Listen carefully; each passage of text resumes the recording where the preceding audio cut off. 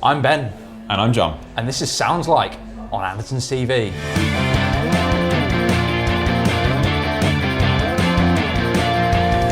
Today, John, what are we doing? We are doing Sound Like Sleep Token by Busting the Bank.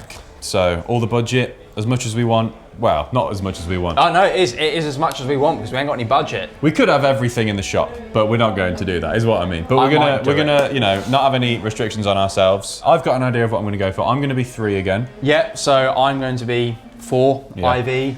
Yeah, we're like really about 18 and 19 on the list of people who might be maybe even further than that. I was going to say, but, the comment section, we are on the list from the last video as to who we might actually be.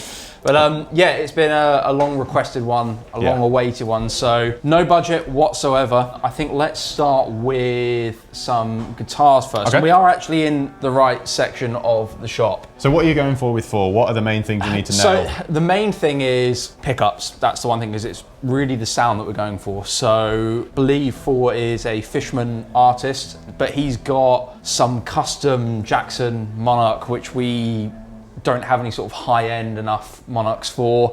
Balgair, he's had some one-off pieces with as well, which again, we don't stock, unfortunately. And you need like low register 8-string territory stuff. Basically, and again, he uses baritones. The Balgair, I think, is a 7-string. 8-string is the Jackson Monarch, but again, he's got baritone again. The main thing is, I'm thinking Fishman Fluence. There's not really anything Ibanez, Schecter, or anything like that. So we haven't got anything Jackson that will kind of cover it right now. So I'm going to be looking at our wonderful... At the Bergs. At the wonderful Strandberg circle here.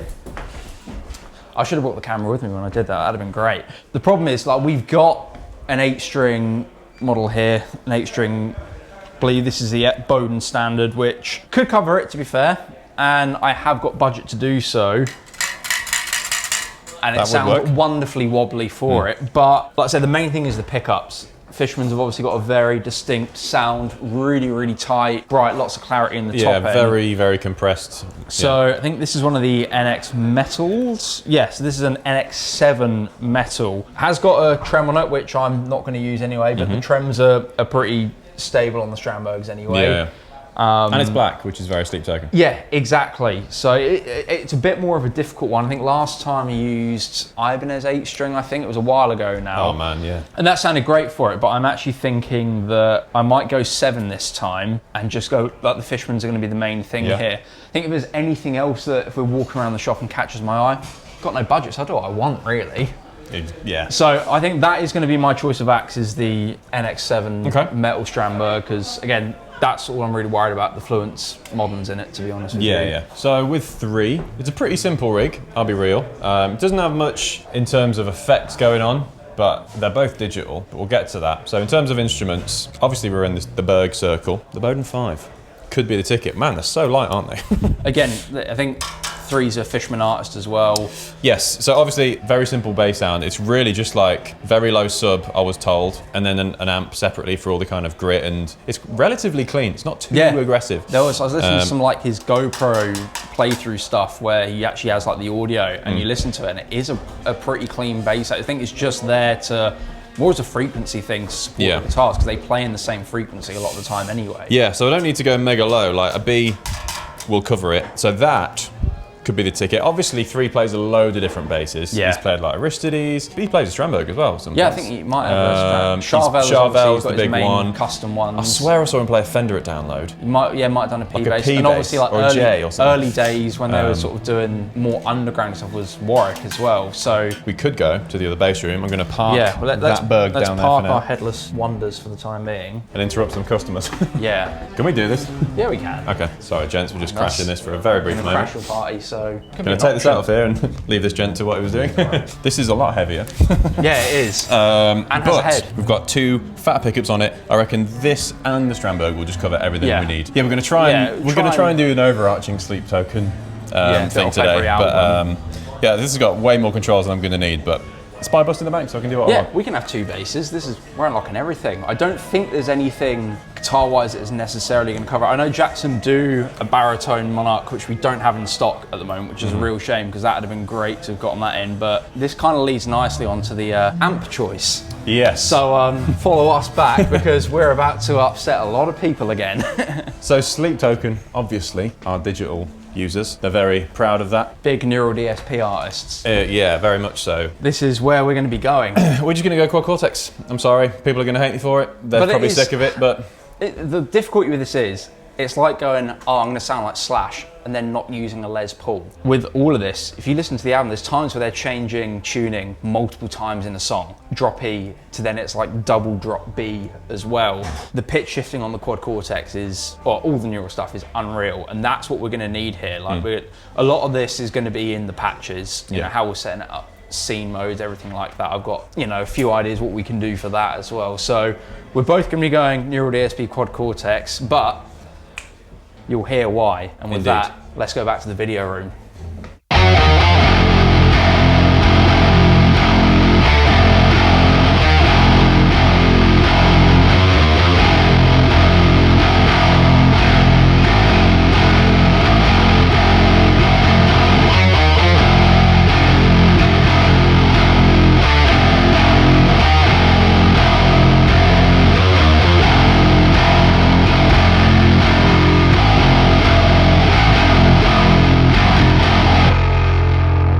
We are back in the video room. So we've got our rigs in front of us, or our computers. Yep. / digital things in front of us. As it should be. John, do you want to talk about your rig first? Mr. Sure. 3. So I've miraculously built my own board, wired it in and everything with lights. Shout out Guitar Audio Solutions in Helsinki. No, You can also do this because you've got no budget, so you can go to... That's true. You know, I can go to Helsinki and get Kimmy to book a build me a flight board. and everything. That's part of it. Yeah. On the patch, it looks relatively complicated. It's not. It's really simple. So I was told by their tech, well, the bassist's tech, Max Taylor Grant, shout out, that 3 has a sub amp and a kind of top brighter amp. So if I just soloed the sub, you get a kind of bright, relatively still clacky thing, which I think 3 has on top of his sound. It sounds like there's a DI in there somewhere. Yeah. And the other sound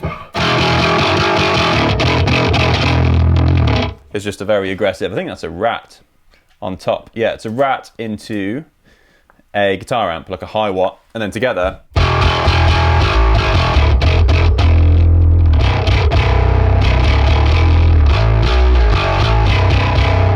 Sounds perfect. So I've called it modern bass. It's just that great, you know, dark glass inspired modern bass sound. Yeah. Which is perfect for Sleep Token. There is a transpose, so for quite a lot of them we're in E flat. I can't remember which ones now, but oh yeah, Alkaline.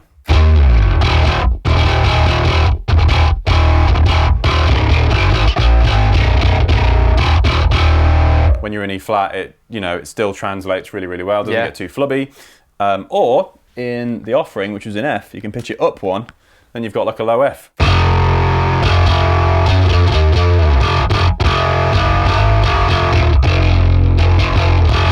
And I think they have that octave, but I was listening to the recording, it sounds like there's a sub underneath that F. And then I've just added another transpose, well, basically another pitch block, which is a poly octaver with the sub at 50%. So if you do have a high F,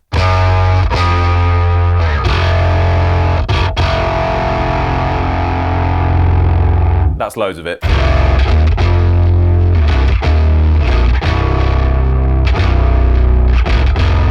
you don't need that much, so. But I've left that off. And it works perfectly. Yeah. And I feel like it blends pretty well with yours. Yeah, it does. I mean, did you want to talk about the Warwick as well? Of course. Obviously... Yeah. So, Strandberg sounds like that. It's a lot brighter, generally, and kind of clankier, and actually a lot faster, and also half the weight. Yeah, that is a hefty boy. But it kind of sounds like it weighs.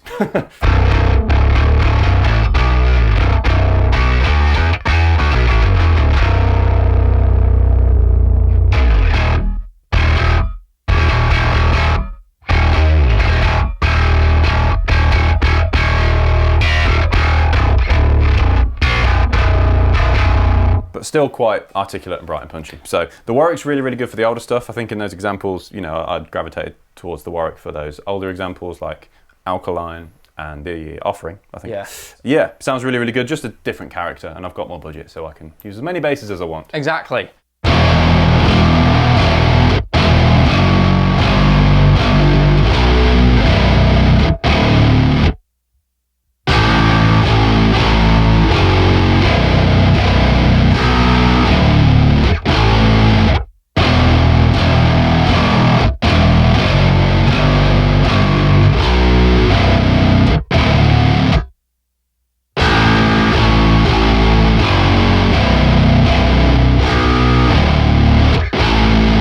I was a little bit more limited in terms of basically just what options we had available at the time, obviously filming this. So I've gone with the NX7 Strandberg, mainly because it's got the Fishman's in. Obviously I could have gone with the 8-string as well, but for me the Fishman was the key sound if you're going to do it properly. And you just transpose on QC? Just transposing on the QC. I mean, I think Thor's Balgair guitar is a 7-string anyway, so he's obviously using it for some bits.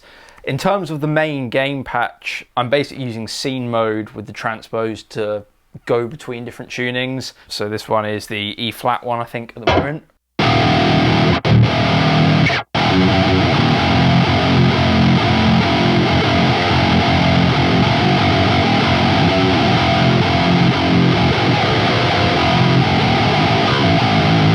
So it's pretty girthy.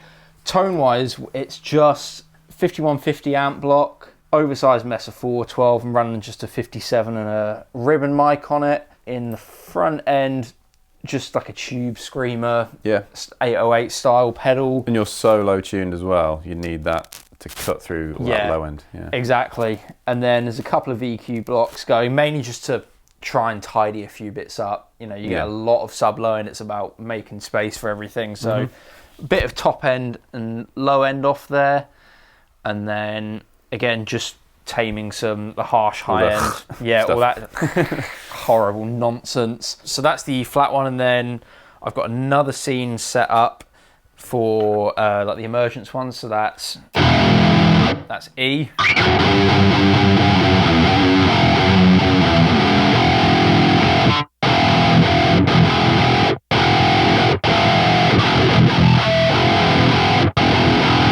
Nice. Sounds pretty meaty, and then you've got the drop B one for Granite, and I think Vor's in that.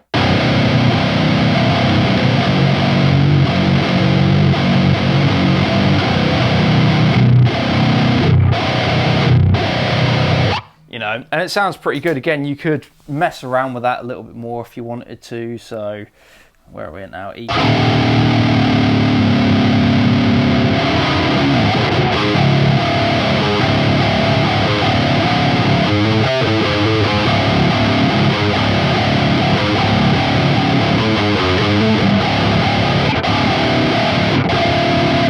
Again, you could just have various scenes set up because they do change tuning a lot. I think in Look to Windward it goes down to C at the end from C sharp, so just have a scene with a different tuning on it. I have also got a bit of a crunch patch set up as well, so if you were doing like the hypnosis.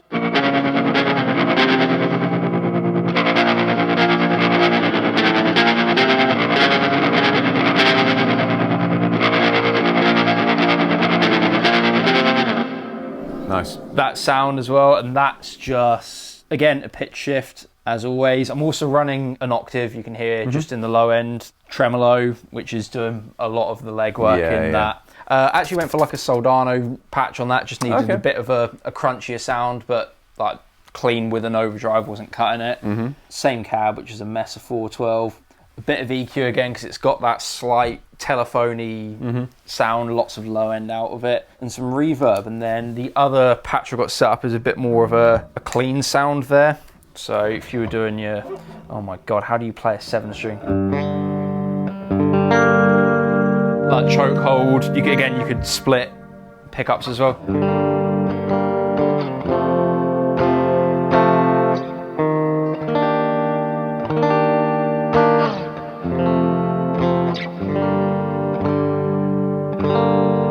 Sounds quite nice, and then there is a little bit of an overdrive and tuning again for some of the more modern stuff as well.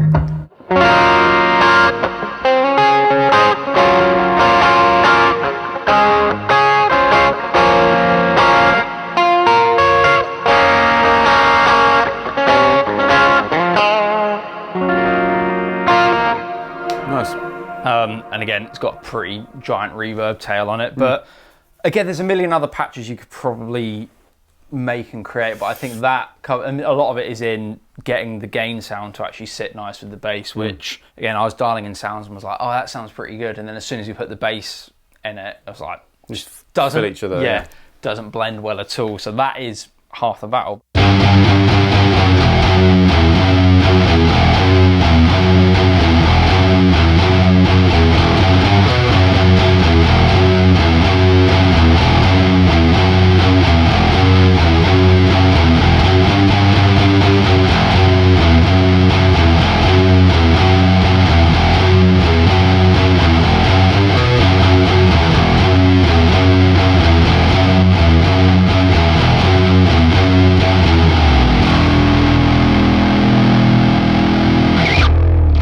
I'd say we've done a pretty good job. Yeah. All things considered. It is a pretty streamlined rig. Obviously, there's no... Yeah, that's what they use, you know? Exactly. Well, this is it. You know, there's no big pedal boards and giant racks of amps. It just wouldn't be practical with the kind of music they do. So, again, I'd say we got pretty close.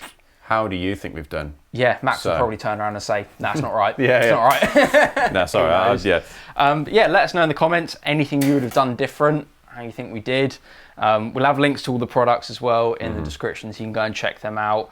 We've got a load of other different Strandbergs on there as well. And again, make sure you subscribe and like, because we are very close to 1 million at the time of filming this, at least. And you could win yourself a Klon. Indeed. Or maybe 2. You might be really, really lucky. Yeah, exactly. We might just accidentally send another one out. Yeah. Not saying we are, but anyway. I've been Ben. I've been John. Thank you very much for watching. See you next time.